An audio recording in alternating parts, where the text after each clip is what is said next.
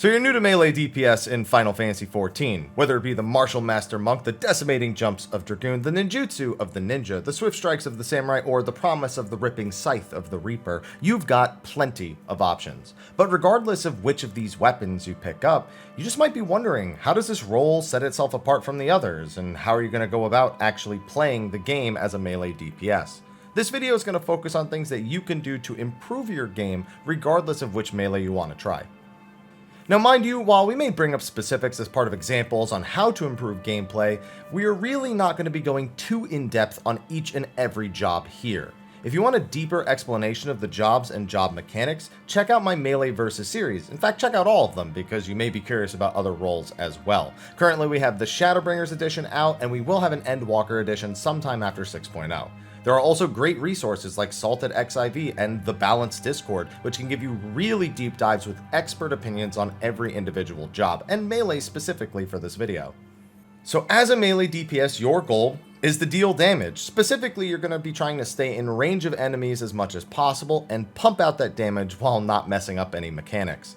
Each DPS has their own quirks that define them across the role, regardless of job-to-job actions and skills. For melee DPS, there's really two major things you need to be keeping in mind. The first thing is the need to perform what are called positional attacks. All the melee jobs have certain skills that gain benefits from attacking enemies from specific sides of their hitbox. Skills with this will list benefits for attacking an opponent from the rear or the flank. You'll be trying to hit these positionals as often as possible, and this can seem daunting when you're brand new to it, especially if you get paired with a newer tank who doesn't really know how to keep the enemy still all that much and drags them all over the place. So here are a few tips regarding positionals. First of all, the flank and the rear are pretty broad terms that sometimes are confusing to new players, but the game gives us clear indicators of where these are around the enemies. If you target an enemy and look at the ring underneath their hitbox, this can be used to identify where positionals begin and end. The open back is considered the rear, while the point where the ring becomes visible is the beginning of the flank. This means you don't need to run massive distances to hit positionals. You can instead choose to just dance along this boundary to land your positionals more consistently. And on larger enemies, that's definitely going to be the practice that you want to have. Now please note that in content like deep dungeons or exploration zones, heck, even larger bosses in normal content, you'll sometimes just see a ring that is completely filled instead. This means that enemies are omnidirectional and you will gain all positional benefits all the time. Now, how actually important are positionals? I get asked this a lot. How bad is it if I miss one or I'm not really good at landing them?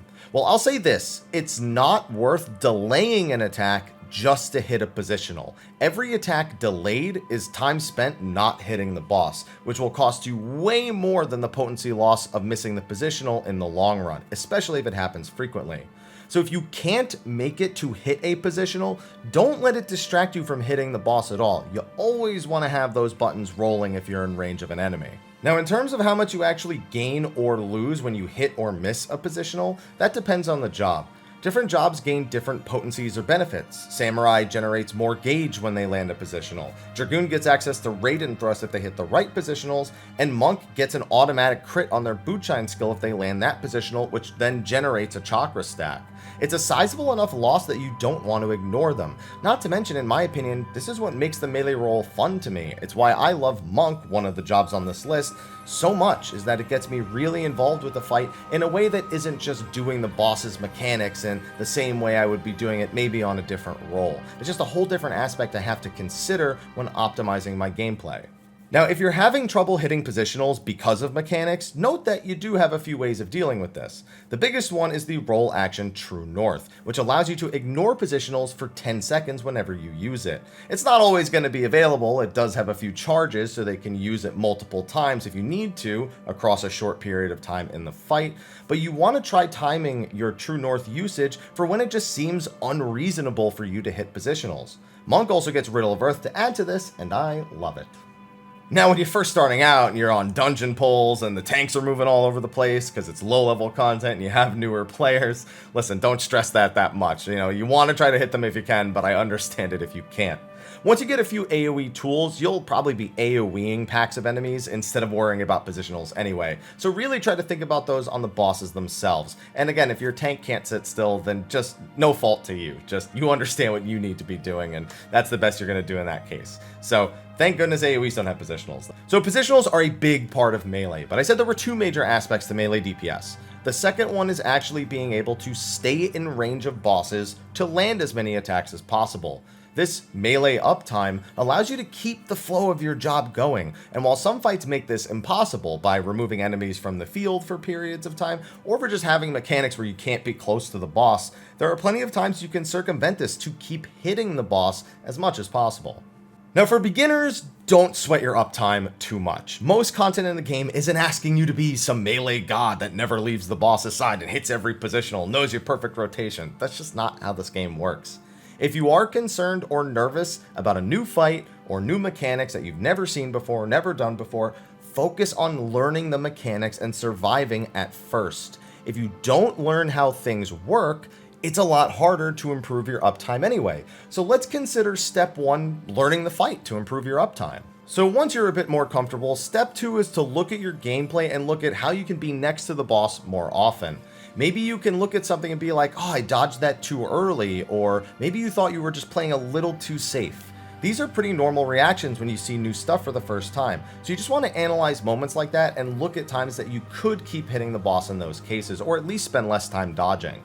Sometimes when new fights come out, strategies actually normalize safer movements like this, but then later strategies focusing on improving how much you can stay in range of the boss will come out, and a lot of the times those are even less risky than the other strategies, so always be open to things like this. Now step 3 is where you decide you are a melee main and you really care about your DPS. This is where you end up once you've built up a lot of confidence and begin to tread into the territory of what we like to call greeting.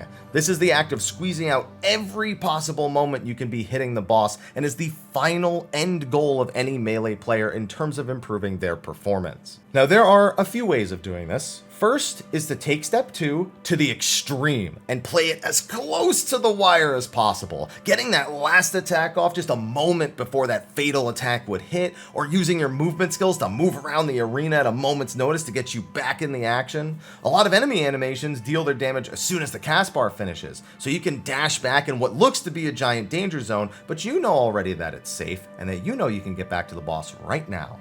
Now, I'll be honest with you, when you start to play this way, expect to get hit, expect to die, expect to make mistakes. It's called greeting because very likely these are going to be the outcomes, especially when you're first learning it. But it really helps to improve your output and honestly impress other people when you can get really used to things like this. Maybe it's hitting a boss and then only dodging the AoE in the time between your global cooldowns. I definitely do that on some fights. Sometimes you want to be a Dragoon and you want to wait till the last possible second to hit your backflip, land in the spot you're supposed to be in to dodge the attack, and then gap closer back in like nothing happened. You're going to look really cool doing it, but again, you might screw it up a few times, maybe jump off a ledge or two, whatever.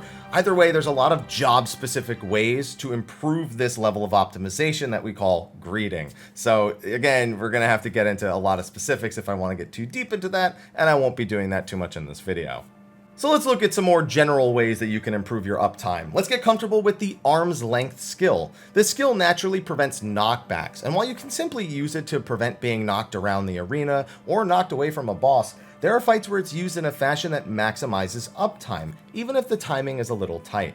The balance to strike is to know when you're using it to save a global cooldown or two and just keep hitting the boss, versus using it to save your life, and maybe even accomplish the first goal at the same time.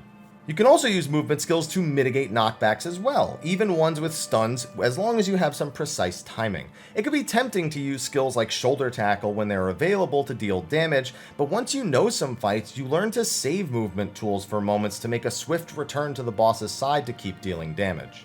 At the end of the day, you just want to do whatever appears necessary to keep hitting the boss without getting KO'd yourself. Remember, it's only greed if you actually get hit. Otherwise, it's just optimal. From this point on, things you do to improve damage will mostly come from fight-specific strategies or job-specific tricks. For example, Dragoon has a pretty big range on some of its main attacks, like Skogul, so even though you're far away, you can hit the bosses with some pretty hard-hitting skills instead of that pathetic spear throw you might be considering. Monk has their Meditate button to generate chakra stacks when there's nothing to hit, and Form Shift to get them prepared for a boss's return. Samurai has Meditation to build gauge and meditation stacks, and ninjas can utilize their ninjutsu during downtimes if timing permits. Then there's also the consideration that some fights have multiple enemies to hit at the same time. If you can hit both of them with a skill by lining them up on Dragoon, or maybe you just want to be able to hit them both with a Doton on Ninja, or something along those lines. There's a lot of little things you can do in these cases to optimize damage, and again, I just can't get too specific or we'll be here all day. And these jobs, of course, have their own buffs and debuffs and utilities to assist them. Your trick attack timings on Ninja, how do those line up with the rest of your teammates' buff windows? Consider your position on Monk when you go to pop Brotherhood because you want to try to hit the entire party with it. The same with Litany on Dragoon. As a Dragoon also, you might need to consider who you're actually giving your tether to and who's dealing the most damage at that moment. It's these little things that they just add up and gradually lead you to greater degrees of job mastery that improve your contributions and impress everyone else when you advance into more difficult content. And then again, they all have utilities as well. Second Wind and Bloodbath are both role actions that allow you to assist in sustaining your health. Trust me when I say that healers will love you for using these, and they can literally save your life in the right moments. Feint reduces an enemy's physical attributes, which can help reduce tank damage, or in some cases, damage on the whole party.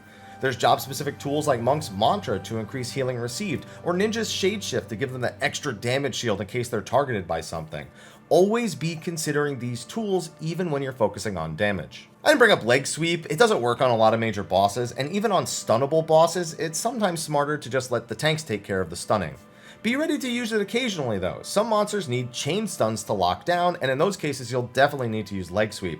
And some enemies in dungeons are just worth stunning. You can't always assume the tank is going to interrupt or stun everything, and there may not always be a White Mage Holy to make sure that everything is immune to stuns anyway. When played right, melee can be an incredibly engaging role. The positional aspects definitely scare new players, but remember that no matter what job you play, you're going to be learning the ins and outs no matter what, and that no one expects you to be perfect, especially not right away. So if you enjoy positionals and you really want to learn them, this is a role that you're going to get a lot out of, at least in my opinion. That's not to say that you may not prefer caster, ranged DPS, maybe even tank or healer instead. But now that you know the basics of melee, you can get in there, get better, and do all the damage imaginable. And that's going to be a wrap for my video regarding new players and melee DPS. Thank you to those of you who have been encouraging these So You're New To videos because they're very beginner focused, and even with that, I've still had a lot of veterans tell me they're glad to see me doing these kind of things. I've had all sorts of considerations, obviously the other DPS roles as So You're New To videos are in consideration, but also So You Boosted a Character to level 70. That's a very popular one, or So You Boosted a Character, so we got plenty of ideas and plenty of content coming until Endwalker, so I hope you continue to enjoy these videos and share them with any player who might be new to Final Fantasy XIV who you just want to give some resources to. But thank you for watching, be sure to like, favorite, subscribe, and share, and I'll see you all in the next one. Until then, take care.